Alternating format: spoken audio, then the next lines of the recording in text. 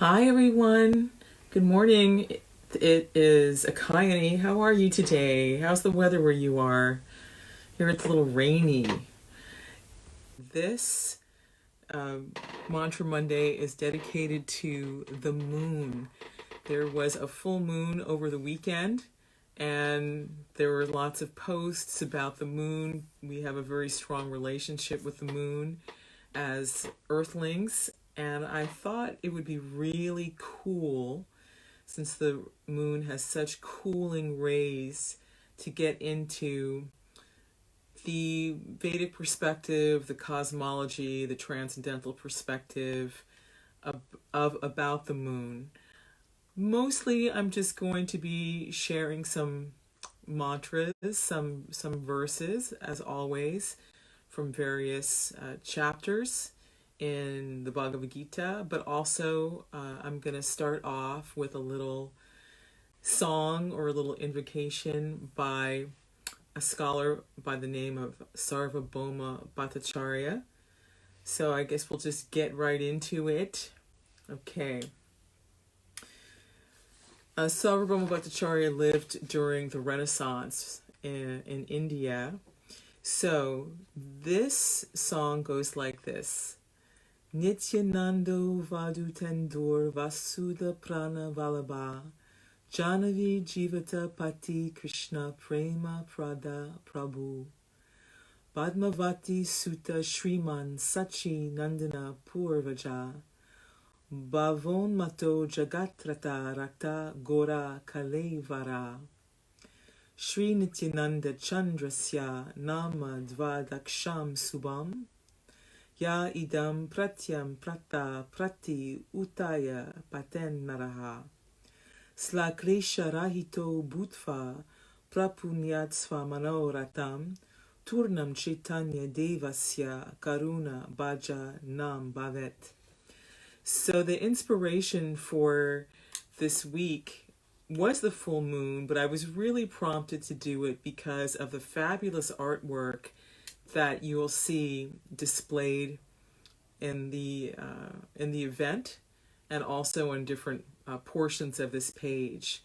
I don't know the name of this artist. I know they live in Europe, but it is such a stunning painting, and the personality in the painting is Nityananda Prabhu, which I have mentioned Nityananda before a few Mantra Mondays ago. I talked about the Leela of Jagai and Madai, and just the behavior of a yogi endeavoring on the path of self-realization. And it was in the context of one of these rascally brothers picking up a clay pot and throwing it at Nityananda's head. So this is the same personality that we're talking about. It is the springtime. And the spring, of course, is a very auspicious time. We're always glad that winter is over. And in the transcendental context of Chaitanya Nitai, Nitai is the first one to appear before Chaitanya. So this past weekend was actually a harbinger of the appearance of Chaitanya Mahaprabhu. Now, both these transcendental brothers are considered to be like moons, benediction moons. So if you can look at the drawing that I did for you, the little sketch, you'll see that there's some synonyms for the moon. There is, so I did a sketch for you guys. I'll hold it up. And I tried to do a little illustration to make what I'm talking about today seem a little bit less abstract, and also continue to relate it to the earth. Because spirit is something that we are intimately connected with, and spirit has a lot of facets, and it has a lot of practical facets as well. People can tend to think of, spirit as being something woo-woo, but it has practical ramifications here on earth. So looking at the sketch that I drew for you guys, I wanted to say and just introduce you to some concepts from another culture. So many cultures have very cool insights about the cosmos and how things that are put together outside of what we're used to, in the West. In Vedic cosmology, the moon is actually considered to be a star. That is known, or the Sanskrit word for that is nakashatra. So in the West, we don't consider the moon to be a star, but in Vedic astrology and Vedic cosmology, it is considered to be a star.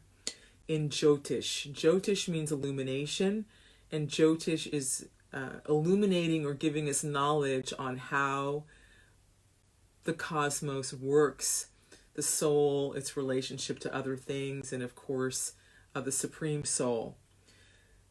Other synonyms for the moon are Chandra and also Soma. You might be familiar with the term Soma Rasa also. It is a beverage that is very highly coveted in the upper planetary systems, and there's actually a whole pastime around that with a personality named Rahu, who is considered to be a malefic or an enemy of the moon. This Rahu is actually a shadow planet in the sky, and this whole pastime is in relationship to Mohini Murti and the granting of immortality in the assembly of the demigods, or at least relative immortality. We're not truly immortal until we leave this, let's say we're not subject to the laws of, death and birth until we leave this plane. But that's a pretty interesting story, one that I may share with you at another time. Also about Nityananda, another aspect of his identity is that he also appears as Balaram. So he is always accompanying Vishnu. He's always accompanying Krishna. He's always accompanying the Lord in his different aspects and in his different avatars as Vishnu Tattva. So if you remember the Yadu dynasty, which we talked about last week, the Yadu dynasty is the moon dynasty. It's related to the moon. So on Earth, the moon pulls the tides of the ocean. It has a big influence on that. In fact, there's 2 high tides and there's 2 low tides every single day. If you live in a coastal community, you are familiar with this phenomenon, or let's just say you're more aware of the phenomenon because you're living next to it. So this is something that the surfers are always very, eager to pay attention to, the high tides and the low tides. Of course, surfing is better in the high tides. Also, there are some different functions that the moon performs and the sun. They are considered Sashi Surya Netram. Sashi is another word for the moon. Surya, that's another name for the sun. Netram, that means eyes. So the sun and the moon are considered to be the eyes of the universal form of the Supreme. So when we look at the moon or we look at the sun, we can understand that this is providing us vision, but it's also a way that the Lord looks at us, accompanies us. So this is kind of a cool concept. It's a way to remember that we're not alone. So there is the very personal and intimate connection that we have, but there's also the universal form or the universal connection or the way in which spirit pervades the entire universe and the entire cosmos. Also, it would be considered that this is not the only universe. There are multiple universes, and that in every universe there are many stars. In some universes there's more than one moon, but there's also only one sun in every universe. So I want to get to the verses that talk about the moon supplying the juice to vegetables, the fact that the moon helps vegetables grow if you're into farming, if you come from a farming family, or if you're just really into that, you know that there is an auspicious time or a more conducive time to plant seeds. It's springtime right now.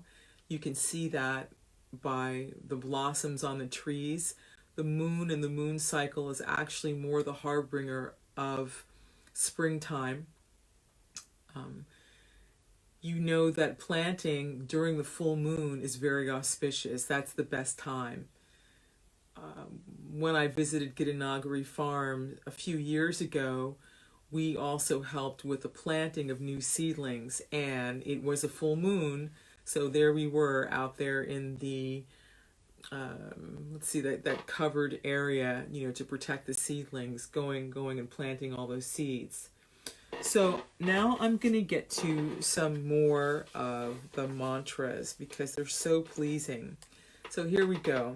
This one is from Bhagavad Gita, chapter 10, verse 21, and it goes like this. Adityanam aham Vishnur Jyotisham ravir amsumam Marichir marutam ashmi Nakshatranam aham sashi Nakshatranam aham sashi. So there's that word nakshatra nakshatranam aham asi. So the Lord is saying, of stars, I am the moon. Of the Adityas, I am Vishnu. Of lights, I am the radiant sun. Of the Maruts, I am Marichi. Among stars, I am the moon. Then moving on to the Bhagavad Gita, chapter 11, verse 19. This is the chapter that talks about the universal form. And there is a conversation there between Prince Arjuna and Krishna, who's standing on the chariot right before the battle of Kurukshetra. So this verse says, Sashi Surya Netram. The full verse is Ananta Bahum Sashi Surya Netram Pasyami Tvam Dipta Hutasha Vaktram Sva Teshasa Vishvam Idam Tapantam. So Prince Arjuna is speaking, and he says, your glory is unlimited, you have numberless arms, and the sun and moon are your eyes. So Prince Arjuna at this point is actually experiencing an ecstatic vision. He's actually seeing the universal form of the Lord. Up till now, he's just been having a conversation with Krishna, who just looks like a very beautiful human being, a very effulgent human being. But for the benefit of everyone on the battlefield and for us, he wants the Lord to actually display his universal form. So this is gigantic. This is the Vishwarupa. And it can be overwhelming because suddenly Arjuna isn't relating to the Lord one-on-one, as a friendship. He's seeing the entire expanse, all the planets, all the moon, all the stars, all the fire, all the forms. And of course, he's also seeing and experiencing the Lord as Kala, or universal time. So these planets as well, they help us clock time and the passage of time and the cycles of time. But the takeaway here is Sashi Surya Netram. The moon, the sun, they are your eyes. Then moving on to another chapter. This is chapter 15. Hey, Amy. Good morning. You made it. I guess you don't have to do your hustle today, or maybe a little bit later. It's really nice to see you here. Thank you. So now I'm talking about Bhagavad Gita, verse 15, chapter 12. This is called the Yoga of the Supreme Person. And in Sanskrit, the verse says, Yad aditya gatam te ho, jagad basya yate kilam, yak chandramasi yak chagnau, tat te ho vidimam makam. So it says, the takeaway that I'm getting to here is, by the moonshine, all vegetables are nourished. So how is this? That may seem crazy, right? So yes, we have to, obviously take care of the soil and put fertilizer on the vegetables and weed them and give them adequate water and make sure they have adequate sunshine. But it's a little known that the moon has a very large role to play in our nourishment. And if the vegetables are nourished, because of course they're living things as well, then we become nourished. So that verse illuminates the role of the moon. So it says, this is 15:13, says, Gam avisya chabutani darayami aham ojasa pushnami josadi sarva soma bhutva rasat makaha. So the word for word translation is Gan, the planets, avisya, entering, cha, also, bhutani, the living entities, darayami,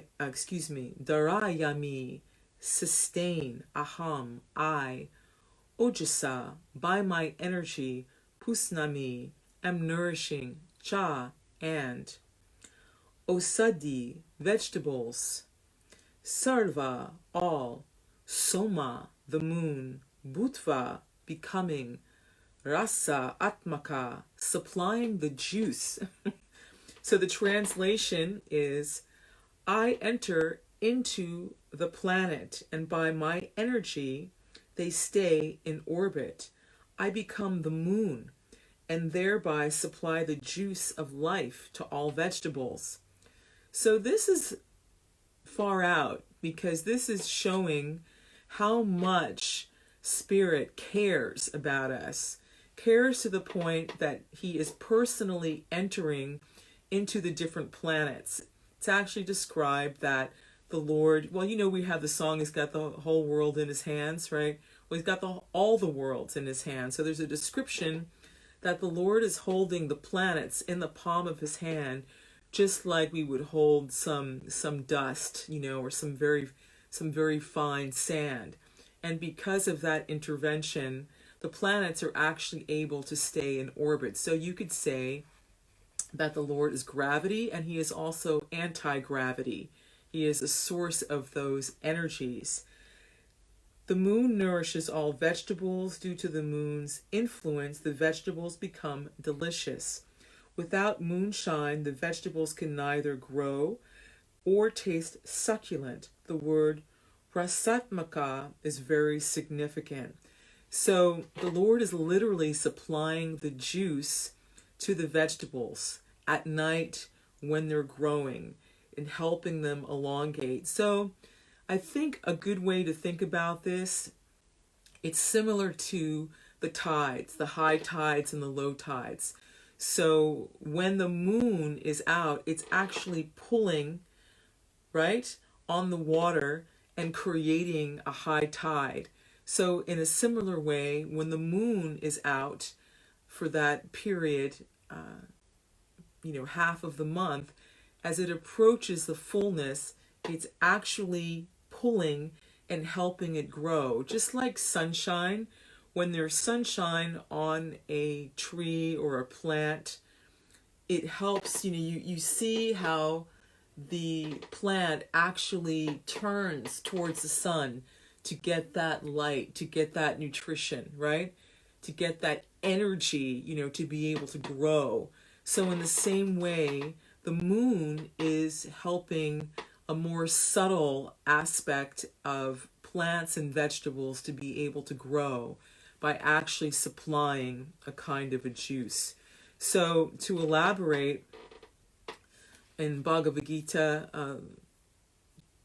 Bhagavan also says, The splendor of the sun, which dissipates the darkness of this whole world, comes from me, and the splendor of the moon and the splendor of the fire also come from me.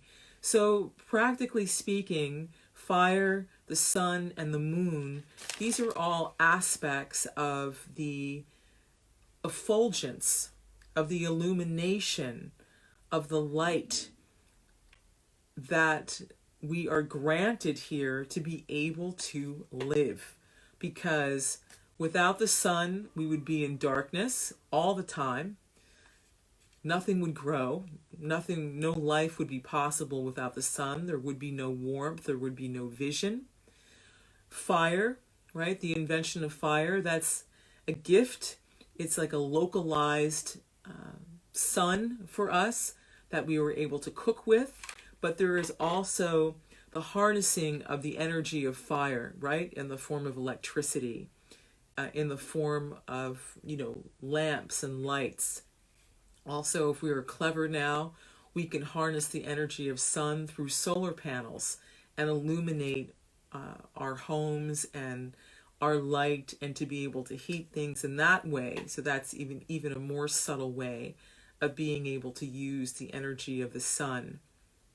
And the moon illuminates our vision at night, and it provides us so much joy. It's very soothing. I was born on a full moon. The moon also represents the mind in the Vedic view, right? In the Vedic version. I was reading also something very interesting last night that was saying that for someone who is on this path of yoga, who is very close to becoming liberated or becoming self-realized from the duality of this world, they actually experience any material desires that they have in the mind, and there was a comparison to the moon and the mind in this particular verse, in this particular mantra or example. So instead of having to come back and take another birth to live out those different material desires, it becomes condensed, and you get to actually see all of that in the form of a dream. So the verse was explaining that the yogi actually gets to see the world and the universe in the same way that the Lord gets to see it, in a very concentrated way. And in this way, just by having the dream, everything is dissipated, and all of that karma is nullified. I thought that was really, really far out. So this moon has a psychological aspect to it as well. I mean, we experience that anyway. We feel very different when we're walking in the moonshine. And there's so many songs that have been written about the moon. Moonlight in Vermont. What's the other tune that we're very familiar with? What a Lovely Night for a Moon Dance, right? Van Morrison wrote that. Also, there are a lot of parties that happen around the full moon. People like to gather around the full moon. We count the months by the full moon. There are whole cultures that just calculate everything by the moon. We name the moon different things, right? I think this moon was called the snow moon.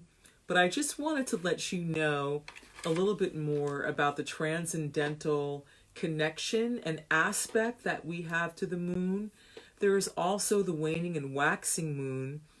The waxing moon, of course, is the full moon, but the waxing moon falls in a period of time during the dark fortnight of the moon, which is called Ekayani. And Ekayani happens twice a month. So if you are actually able to observe a fast of fasting from grains and beans for just 2 times a month, this also increases your spiritual advancement exponentially. So there's a lot of things revolving around the moon. It's not just a hippie thing. It's not just for farmers. It's not just for people that are, trying to go to the moon. So I just wanted to give you a little background and put it in context with the Transcendental holiday of Nityananada Trayodashi that we just experienced over the weekend. I wanted to let you know that there is indeed a benediction moon, and that the more that we talk about these types of things and the less we talk about negativity, the more that the planet will transform. Because people that are heavily involved in negativity and the perpetrators of negativity, the perpetrators of division and hatred, all they want is for us to keep our minds on them. But the more that we can shift away from that, gradually shift away from that, we will change the atmosphere, because they will just be put into a kind of a darkness simply because we are not paying attention and using our valuable energy to create something beautiful, to make the invisible visible by bringing it into the forefront of our consciousness. This is extremely important in this time period that we are in right now, from 2020 to 2025 and beyond. We have a great opportunity here to actually change the course of this planet and our history and our destiny very quickly. So I want to thank you for joining me on this Mantra Monday today. I want to thank you for taking the time. I know your time is really valuable. And also, I just want to offer, if anyone would like the drawing that I made today, I'm happy to give it away. I'm going to work on it a little bit more and sign it. So if you would like to have it, just let me know, and I will send it to you free of charge, and I will write out, the different verses and the different things that I talked about today on the back side of it, so you can have it as a transcendental reminder of how precious you are and how precious the moon is and how precious our life is. Okay. Also, an upcoming announcement. If you have not opted into my email, opt into my email, because I am going to be launching on Valentine's Day the very special movie series called Light a Candle in the Darkness. This is something that I've been working on for about 2 years, and I consider everyone on this page and everyone on my mailing list extremely special. You guys are going to get first dibs on this experience. It's an immersive experience. I am giving an entire album away for free, but I'm doing it in a very unique way by telling a story about my experience with the afterlife. And it's a family story. It's a story of loss. It's a story of grief and separation. It's a story of losing 2 very dear family members, losing my mother and losing my grandfather within a period of 1.5 years. Can you relate? And how I was able to reconnect with them in a very unusual series of events that has brought me to where I am now. And I want to share that with you, because we are going through a lot of grieving, a lot of death, and a lot of loss on this planet right now, personally and collectively. And I want to do my part to show how we are connected and how life really is eternal. Not just the things that I talk about that may seem very abstract and maybe even very far-fetched. I really want to share this and bring it home. Okay, so look out for that. If you look on this page, you're going to see that I have a thing that says mailing list. So if you're not on the mailing list, sign up. If you already are on the mailing list, don't worry about it. You're already in the queue. And I will be sending out a special email to you at the end of the week. You're going to get this before anyone else, before I even start running traffic on Facebook and offer this to the public at large. I really appreciate your feedback. If there's anything that doesn't seem clear in the journey, I would love to hear back from you. There may be some things I just need help on, some bugs on it, and your help is really, really appreciated. You're a very, very special group of people to me. You have a wonderful rest of the week, and when you look at the sun, and when you look at the moon, and you look at fire, remember, you're not alone. Namaste. See you next week.